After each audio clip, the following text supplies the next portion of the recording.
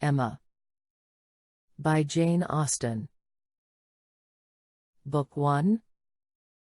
Chapter 4. Harriet Smith's intimacy at Hartfield was soon a settled thing. Quick and decided in her ways, Emma lost no time in inviting, encouraging, and telling her to come very often, and as their acquaintance increased, so did their satisfaction in each other. As a walking companion, Emma had very early foreseen how useful she might find her. In that respect Mrs. Weston's loss had been important.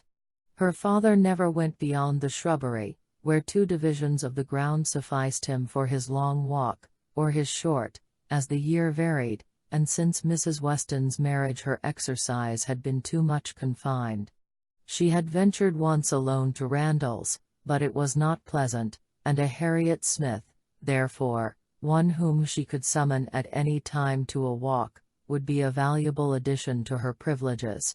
But in every respect, as she saw more of her, she approved her, and was confirmed in all her kind designs.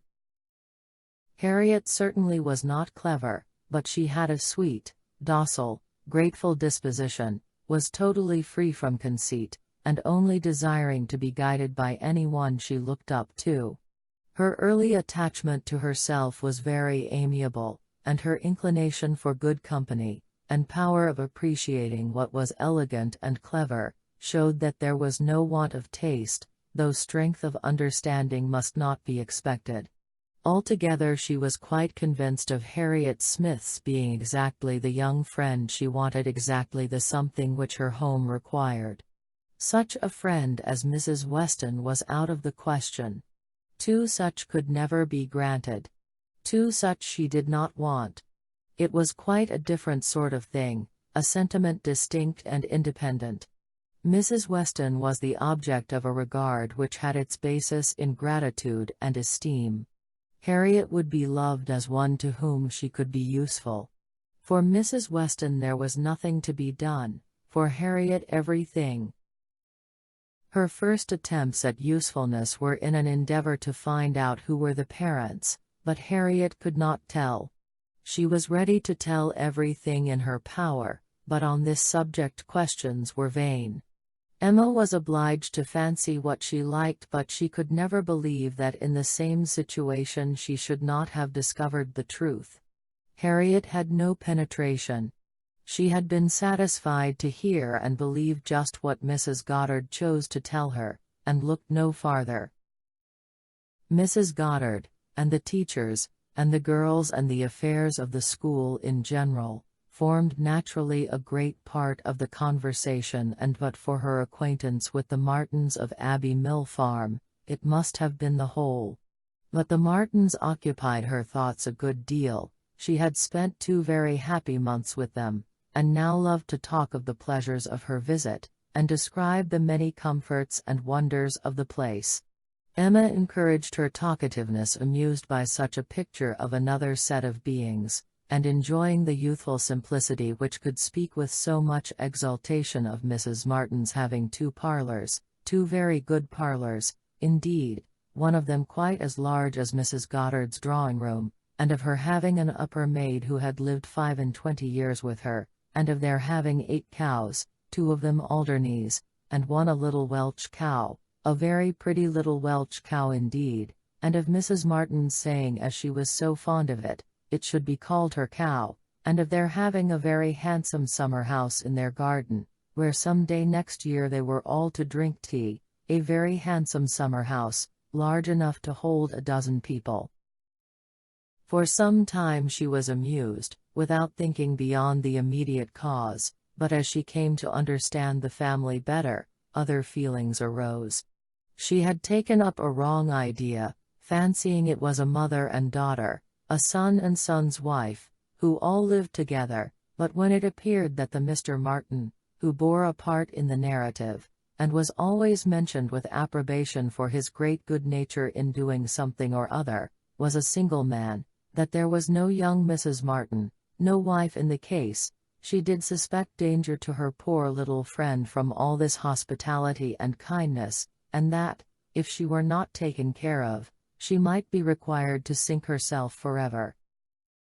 With this inspiriting notion, her questions increased in number and meaning, and she particularly led Harriet to talk more of Mr. Martin, and there was evidently no dislike to it. Harriet was very ready to speak of the share he had had in their moonlight walks and merry evening games, and dwelt a good deal upon his being so very good-humored and obliging. He had gone 3 miles round one day in order to bring her some walnuts, because she had said how fond she was of them, and in everything else he was so very obliging. He had his shepherd's son into the parlor one night on purpose to sing to her. She was very fond of singing. He could sing a little himself. She believed he was very clever, and understood everything. He had a very fine flock, and, while she was with them, he had been bid more for his wool than anybody in the country. She believed everybody spoke well of him. His mother and sisters were very fond of him.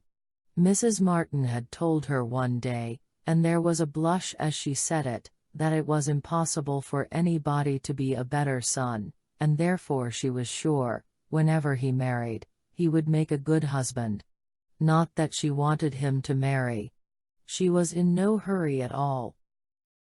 "Well done, Mrs. Martin," thought Emma. "You know what you are about." And when she had come away, Mrs. Martin was so very kind as to send Mrs. Goddard a beautiful goose, the finest goose Mrs. Goddard had ever seen. Mrs. Goddard had dressed it on a Sunday, and asked all the 3 teachers, Miss Nash, and Miss Prince, and Miss Richardson, to sup with her. Mr. Martin, I suppose, is not a man of information beyond the line of his own business? He does not read? Oh yes. That is, no, I do not know, but I believe he has read a good deal, but not what you would think anything of. He reads the agricultural reports, and some other books that lay in one of the window seats, but he reads all them to himself. But sometimes of an evening, before we went to cards, he would read something aloud out of the elegant extracts, very entertaining. And I know he has read The Vicar of Wakefield. He never read The Romance of the Forest, nor The Children of the Abbey. He had never heard of such books before I mentioned them, but he is determined to get them now as soon as ever he can. The next question was, "What sort of looking man is Mr. Martin?" "Oh, not handsome, not at all handsome. I thought him very plain at first, but I do not think him so plain now. One does not, you know, after a time. But did you never see him? He is in Highbury every now and then, and he is sure to ride through every week in his way to Kingston. He has passed you very often." "That may be, and I may have seen him 50 times, but without having any idea of his name. A young farmer, whether on horseback or on foot, is the very last sort of person to raise my curiosity. The yeomanry are precisely the order of people with whom I feel I can have nothing to do.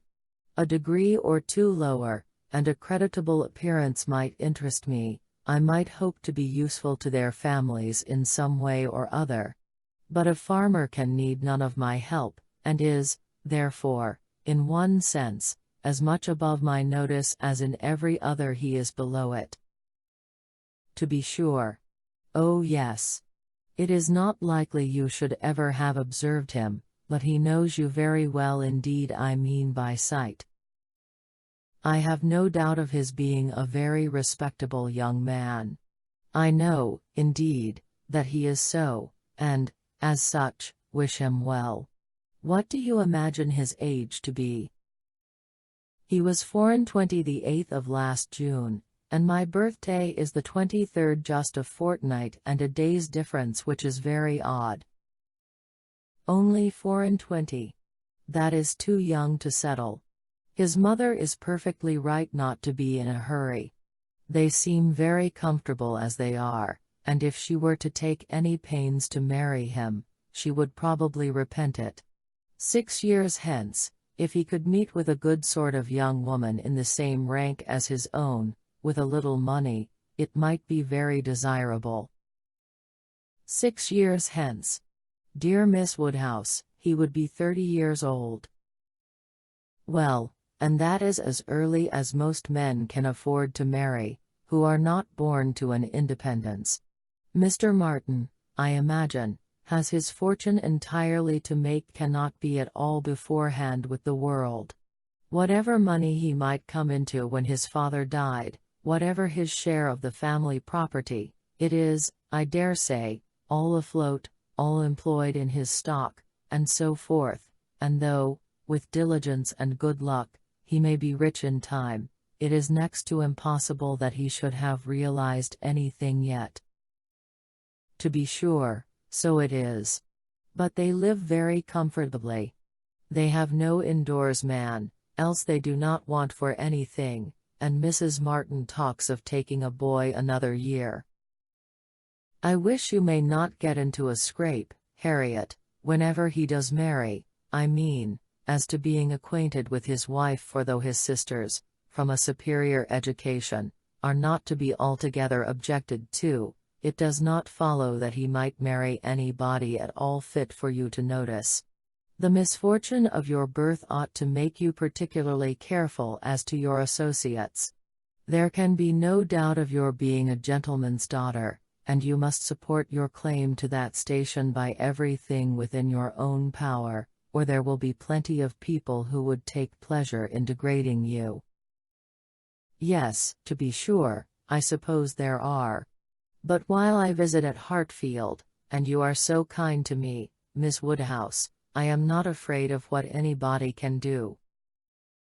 You understand the force of influence pretty well, Harriet, but I would have you so firmly established in good society, as to be independent even of Hartfield and Miss Woodhouse.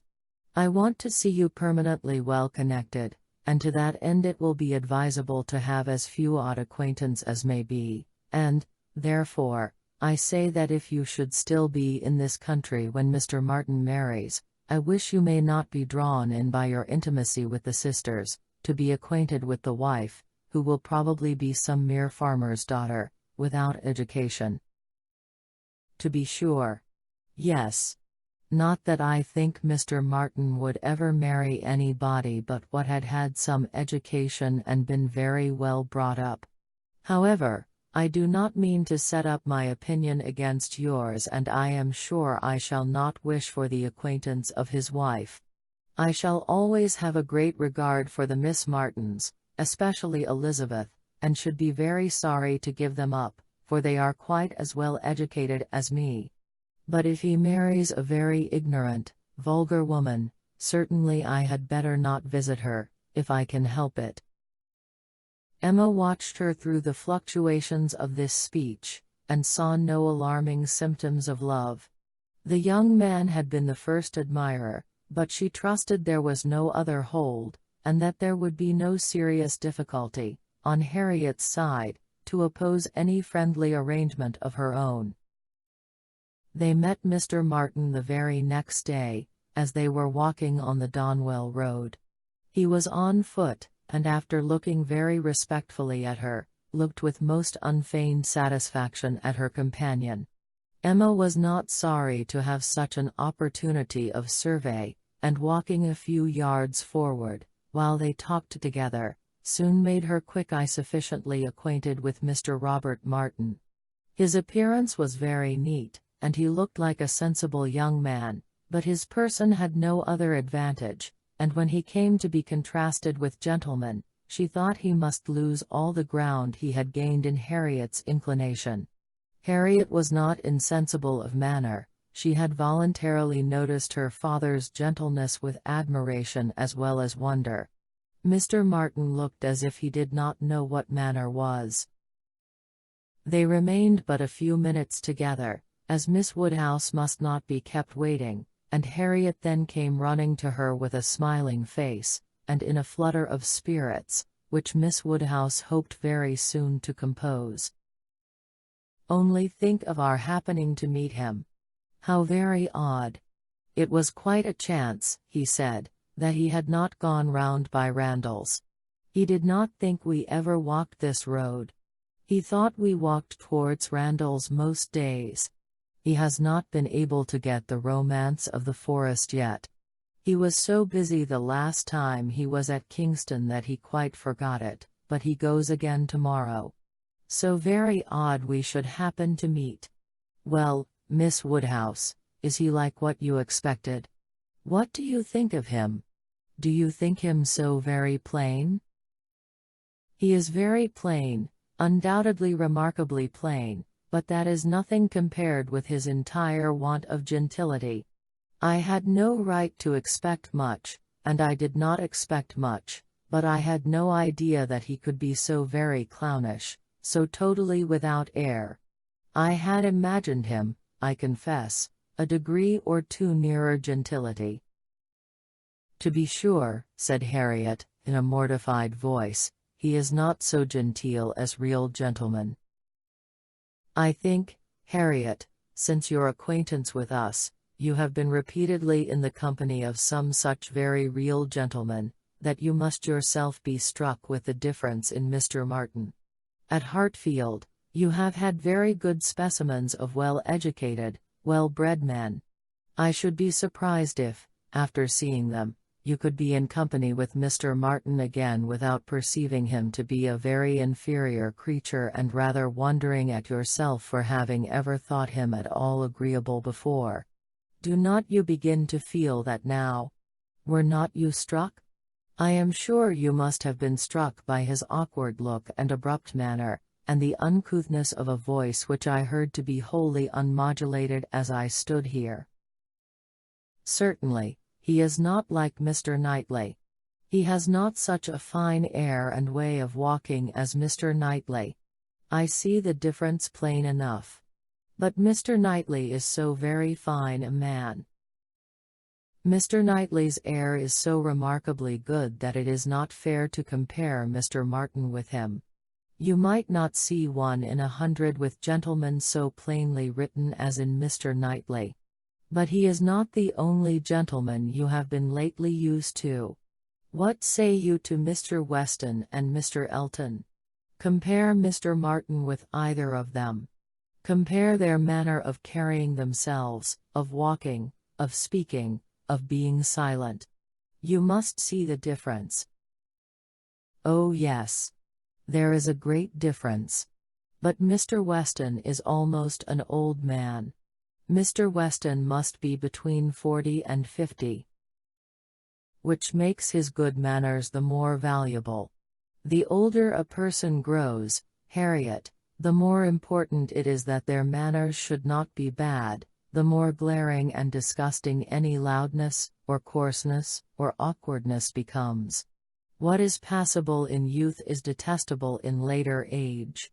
Mr. Martin is now awkward and abrupt. What will he be at Mr. Weston's time of life? There is no saying, indeed, replied Harriet rather solemnly. But there may be pretty good guessing. He will be a completely gross, vulgar farmer, totally inattentive to appearances, and thinking of nothing but profit and loss. Will he, indeed? That will be very bad. How much his business engrosses him already is very plain from the circumstance of his forgetting to inquire for the book you recommended. He was a great deal too full of the market to think of anything else, which is just as it should be, for a thriving man. What has he to do with books? And I have no doubt that he will thrive, and be a very rich man in time, and his being illiterate and coarse need not disturb us. I wonder he did not remember the book, was all Harriet's answer, and spoken with a degree of grave displeasure which Emma thought might be safely left to itself. She, therefore, said no more for some time. Her next beginning was, in one respect, perhaps, Mr. Elton's manners are superior to Mr. Knightley's or Mr. Weston's. They have more gentleness. They might be more safely held up as a pattern. There is an openness, a quickness, almost a bluntness in Mr. Weston, which everybody likes in him, because there is so much good humor with it, but that would not do to be copied. Neither would Mr. Knightley's downright, decided, commanding sort of manner, though it suits him very well. His figure, and look, and situation in life seem to allow it, but if any young man were to set about copying him, he would not be sufferable. On the contrary, I think a young man might be very safely recommended to take Mr. Elton as a model. Mr. Elton is good-humored, cheerful, obliging, and gentle. He seems to me to be grown particularly gentle of late. I do not know whether he has any design of ingratiating himself with either of us, Harriet, by additional softness, but it strikes me that his manners are softer than they used to be. If he means anything, it must be to please you. Did not I tell you what he said of you the other day?"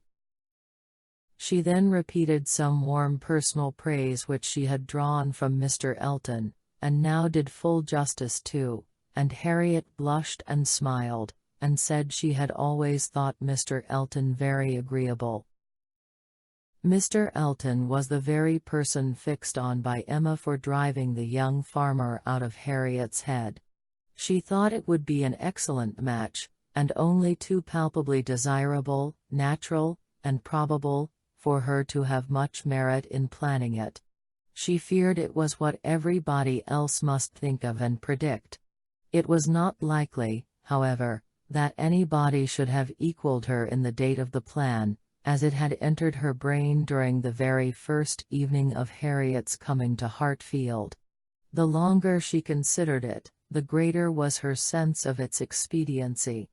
Mr. Elton's situation was most suitable, quite the gentleman himself, and without low connections, at the same time, not of any family that could fairly object to the doubtful birth of Harriet.